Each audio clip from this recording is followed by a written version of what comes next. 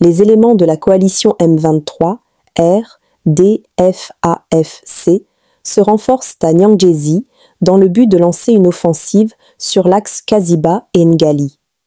Ces deux chemins mènent vers les hauts et moyennes plateaux du territoire de Mwenga, Fizi et Uvira. Après une réunion stratégique des leaders de cette coalition dans le centre de Nyangezi, ils ont décidé de lancer des offensives pour ouvrir les chemins de Kaziba et Ngali pour tenter à nouveau de contourner vers les hauts et moyens plateaux sur les collines, surplombant la ville d'Uvira et Fizi.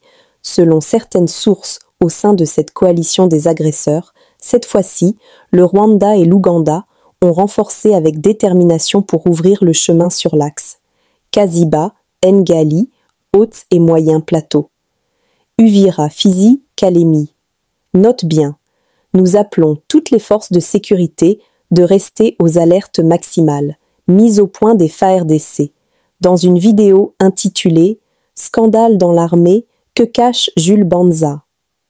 et mise en ligne le 13 septembre 2025 dans les réseaux sociaux, le youtubeur et tiktoker Honoré Kabongo Teshibundi s'en prend particulièrement au chef d'état-major général des FARDC, le lieutenant-général Banza Mwilambwe Jules.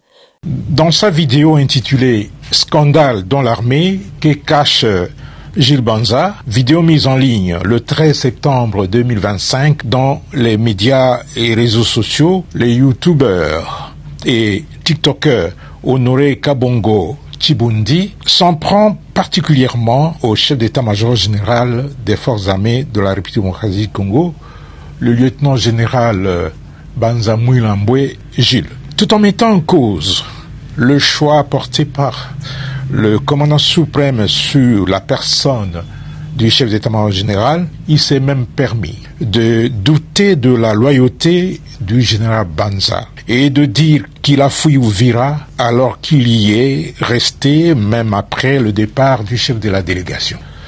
De ce qui précède, les forces armées de la République démocratique du Congo tiennent à faire la mise au point suivante. 1.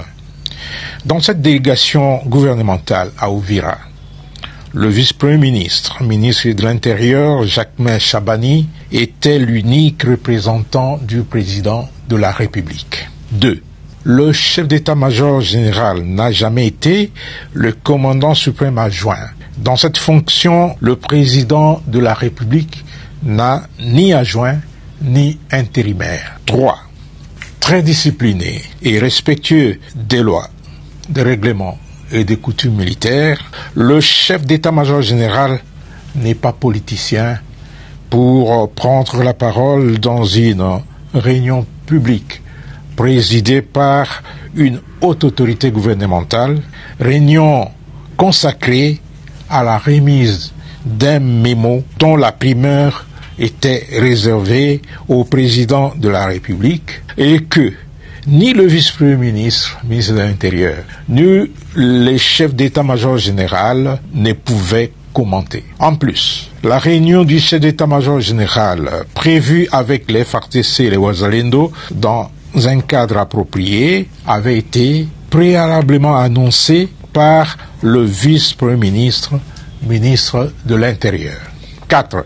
Après la réunion du vice-premier ministre, ministre de l'Intérieur, le chef d'état-major général s'est bel et bien entretenu sans tambour ni trompette avec les militaires des forces armées de la République démocratique du Congo et les patriotes Wazalendo dans la salle de réunion du secteur opérationnel. Un cadre idéal pour les rencontres de ce genre. Honoré Kabongo aurait peut-être souhaité voir ces contacts présents avec caméra et micro pour renseigner l'ennemi. Qu'il sache que les questions de défense et de sécurité ne se traitent pas devant tout le monde, moins encore sur la place publique. À ce sujet, Honoré Kabongo n'a pas de leçons à donner à l'armée, surtout qui n'a aucune notion de base sur le service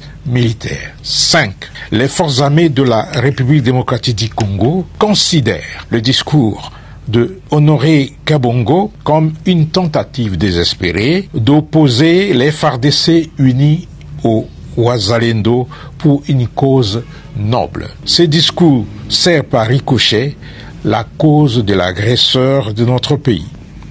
6. Enfin, M. Honoré Kabongo Chibundi doit apprendre à mesurer ses propos et à faire preuve d'humilité lorsqu'il aborde des questions qu'il a difficiles à cerner et à maîtriser. Car, comme l'a dit une sagesse populaire, il est amoral et même dépravé de parler des choses qu'on ne maîtrise pas. Le général de brigade Banza Kabulo Joseph, nouveau commandant de la 33e région militaire basée à Uvira. Il vient de remplacer le général Mwaku, décédé récemment par l'AVC. En 2021, ce général de brigade Banza Kabulo Joseph était le commandant adjoint du secteur opérationnel Sokola, 2 en charge des opérations et renseignements à Uvira. Nous lui souhaitons un excellent travail et il doit suivre les chemins de général Mwaku. AIC ALCR. Je suis le représentant des forces spéciales Wazalendo du Sud Kivu, l'unique opérateur commandant force spéciale des forces spéciales de Wazalendo du Sud Kivu. Au commandement de l'Emera, état-major général de Boutole.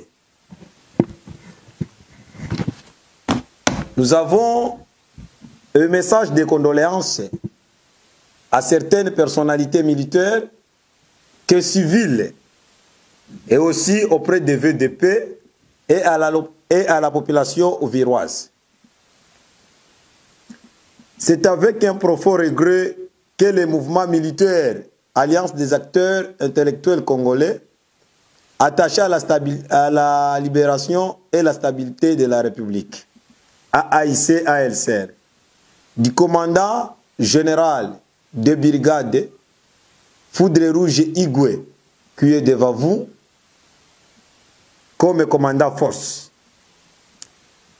On a appris la disparition brusque du général de brigade des FARDC, commandant de 33e région militaire du Sud Kivu. Vu son étroite collaboration avec les VDP, nos cœurs signent le sang. Nos cœurs saignent le sang suite à cette perte d'une grande valeur.